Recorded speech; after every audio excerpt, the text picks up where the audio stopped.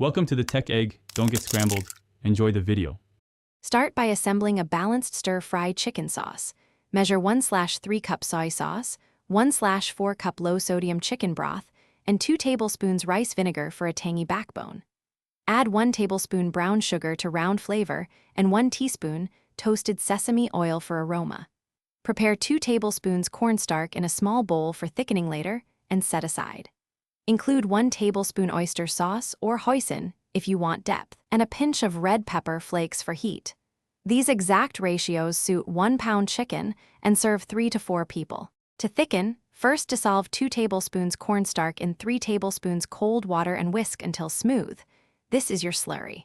Combine the measured soy sauce, chicken broth, rice vinegar, sugar, and sesame oil in a saucepan and warm over medium heat until it reaches a gentle simmer, about 1 to 2 minutes. Remove any foam, then slowly pour the slurry into the simmering sauce while whisking continuously to avoid lumps. Continue cooking for 30 to 60 seconds after thickening.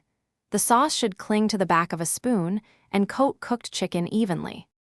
Heat a wok or large skillet until very hot, add 1 tablespoon oil, and stir-fry 1 pound thinly sliced chicken in a single layer until just cooked through, about 4 to 6 minutes. Return the pan to medium-high, add vegetables if using, then pour in the prepared sauce and toss. Cook for 1 to 2 minutes so the sauce becomes glossy and fully coats the chicken.